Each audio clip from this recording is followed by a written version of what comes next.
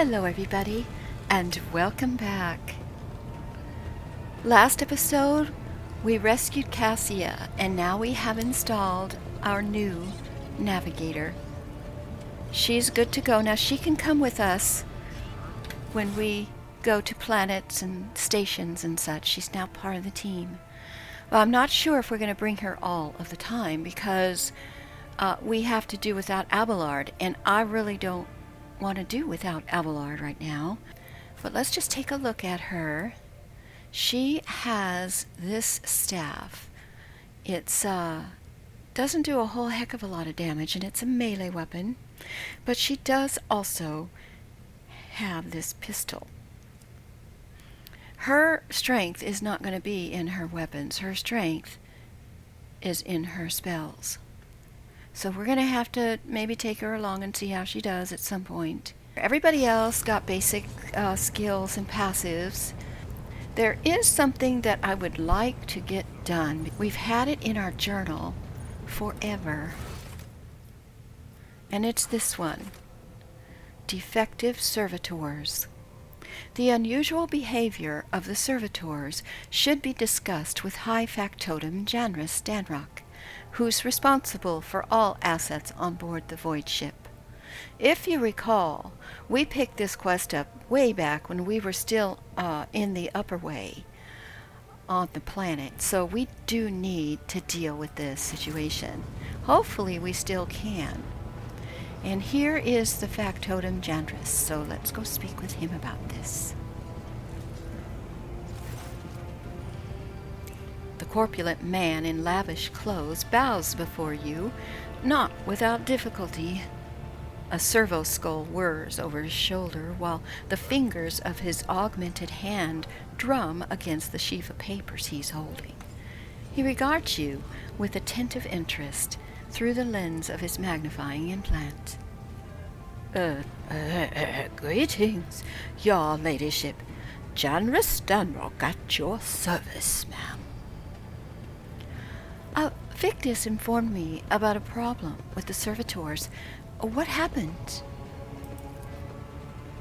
Oh, you see, your ladyship, the ship's servitors have been malfunctioning of late. They violate protocols, interrupt their tasks, and stand there and just observe crew members for long periods of time. It's very strange. Had it been a routine technical fault, I would have decided the fate of these servitors, but I deemed it necessary to notify you. I do not wish to hide such irregularities from the Lord Captain. You understand. Yes. Go on. If you wish to observe the servitor's unusual behavior, this can be arranged. The majority of the defective units have been delivered to one of the storage compartments. Okay. Pascal expressed desire to be present during this inspection, should you wish it. I suppose the expertise of the sea magos may come in handy. Yes, that's a good idea, sir. I do wish to take a look at these servitors before deciding what to do with them. As you wish, your ladyship. Do you want the Engineer Prime to accompany you? Yes, Pascal shall come with me. As your ladyship commands. Oh, okay. Well, here we go. It looks like this is a book. Let's go ahead and get started.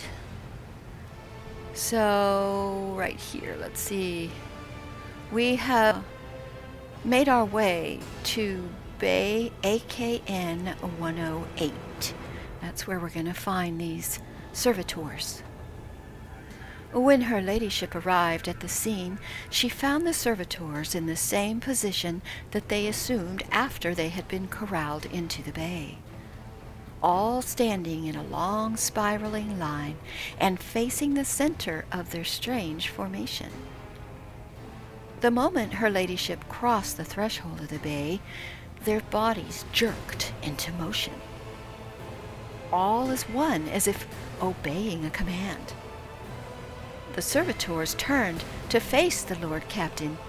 The technomats tasked with overseeing the defective units even reached for their weapons, but then the servitors went still just as abruptly, staring at her ladyship with vacant eyes. All present held their breath, disturbed by this sight. We waited for the Lord Captain to speak. All right, so we need to...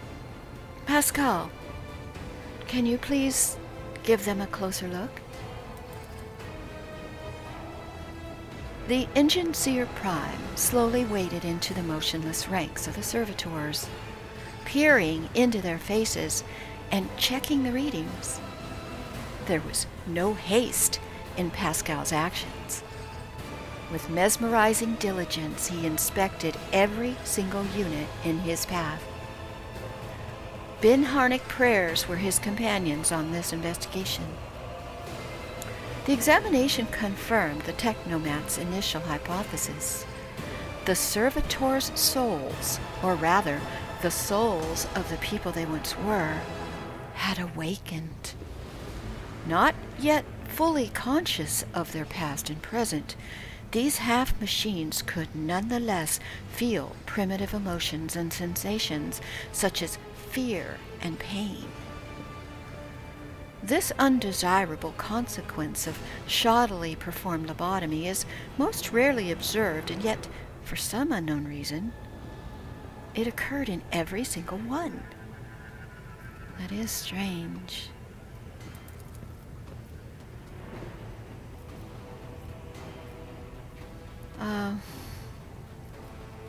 Let me speak to the technomats, because they're the ones that are caring for the servitors. Can you please give me a report? The technomat's long-winded and detailed report could have been summarized in a single key point. Despite the servitors' abnormal behavior, they were still quite capable of carrying out tasks, and therefore the circumstances did not call for their termination. No, I don't know. I want to step a little closer and see if I get another reaction from them. Immediately, the servitors, each and every one, stepped toward the Lord Captain in perfect unison. They mimicked her movements with frightening precision. The rogue trader halted in place and, after a moment's thought, waved her hand. And the servitors repeated that gesture as well. When the Lord Captain turned quizzically to the technomats, so did the servitors, as if mocking her. Whatever the Lord Captain did, be it incline her head, a wave of a hand, or step to the side, the defective units repeated it without a moment's delay or hesitation. We observed this mime unfold in distressed bafflement for nearly a minute, until the servitors finally came to a stop. Not sensing any threat, the rogue trader approached with confidence. Well, let's look at him. As High Factotum, it was I who had prompted the entire inspection, and thus it was my duty to follow the Lord Captain. As we stepped closer, we noticed a fascinating irregularity. The servitors' pupils, normally still, were shaking wildly. Their bulging veins were pulsating under their copper collars inscribed with their past offenses. It was as if those mindless half-machines were locked in a perpetual state of extreme tension. A visibly shaken technomat behind us proposed that the human souls had awakened within the bodies after a long sleep in their lobotomized brains. Formally bereft of intelligence, they had attained awareness, feeling, and understanding. The technomat added that the servitors used to function properly and that no one had been able to explain the change. Her gaze still trained on the motionless but animate half-machines. She steps away from the servitors.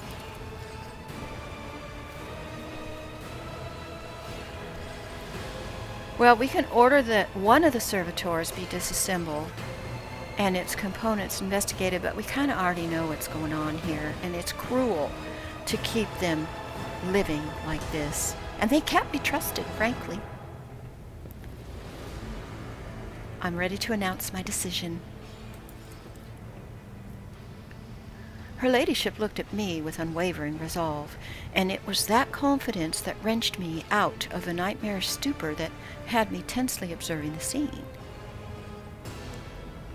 I'm going to do this.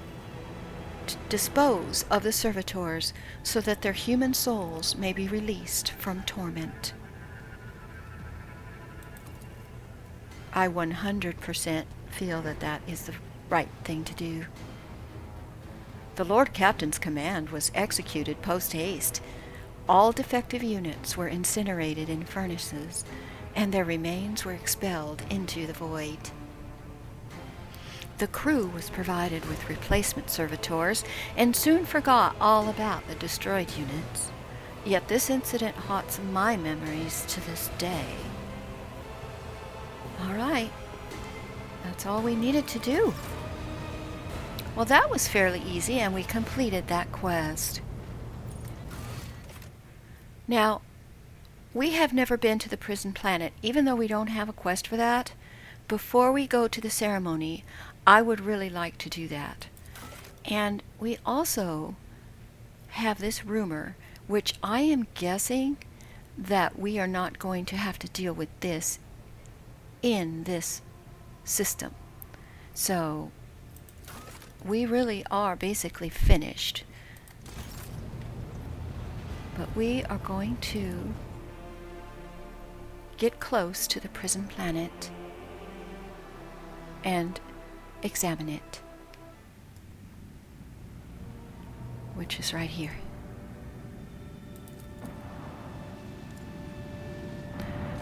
Uh-oh. Lord Captain, there's some commotion on the officer's deck. The Lady Navigator has left her quarters and is currently in the wardroom where uninitiated crew members are shunning her in terror. Perhaps you could find out what has brought Cassia to the deck. Okay, well, so much for that trip. Best laid plans again. Crazy. Such is the life of the rogue trader.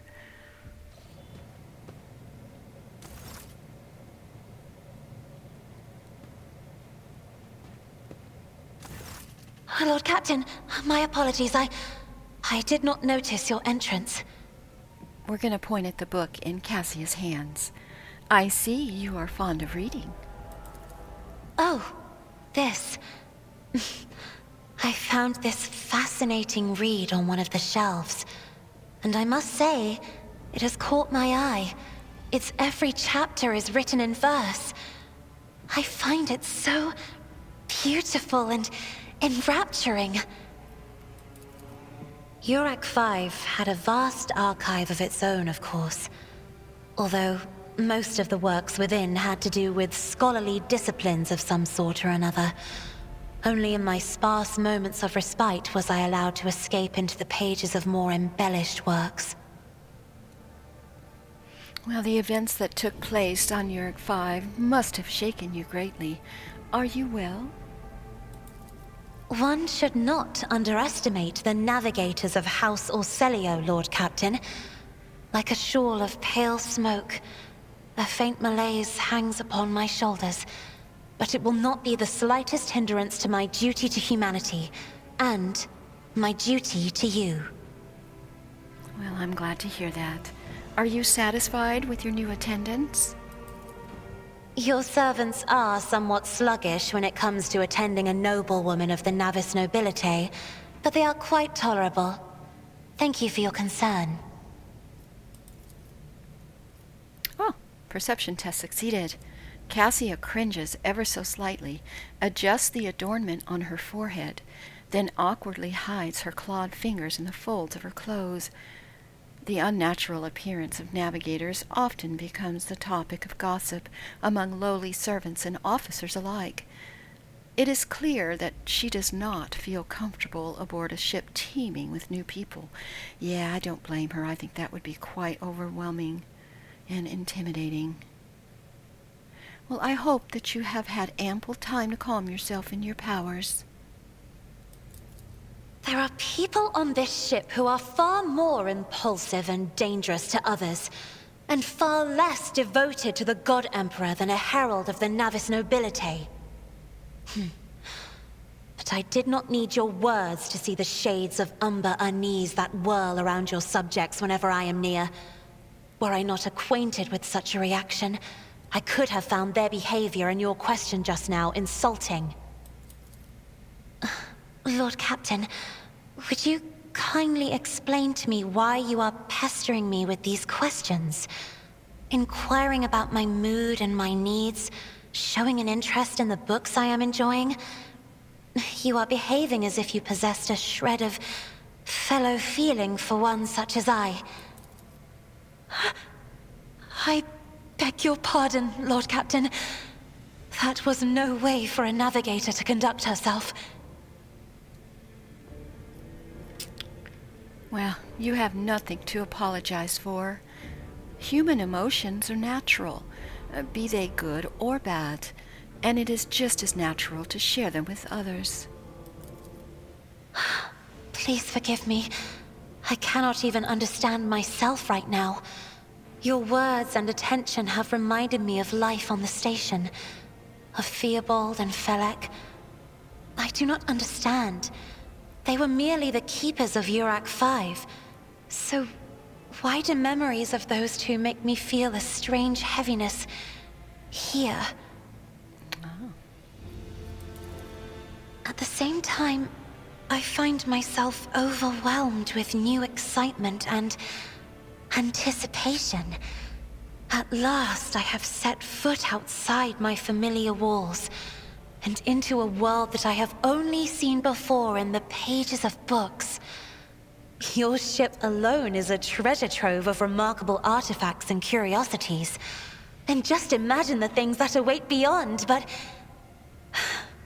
my delight must seem childish to you, surely. In your heart, you must be finding all this quite amusing. Well, I understand what you're going through. My own life was turned upside down not too long ago. Indeed. I did not know. That is to say, I could not have known, as it is the first time we are speaking in a circumstance so private. My word, when I found this place, it was so full of officers. Why did they all leave? No, I don't want to say that. Perhaps my people did not wish to disturb you. Or because my presence offends them. Then I must take my leave as well. I am due to inspect the Sanctum Navis after the communion ritual and prepare the chamber for the upcoming warp jump. Thank you for your company.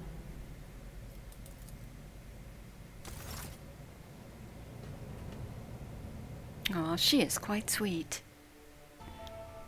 All right, let's get back to our journey, shall we? Let's head on over.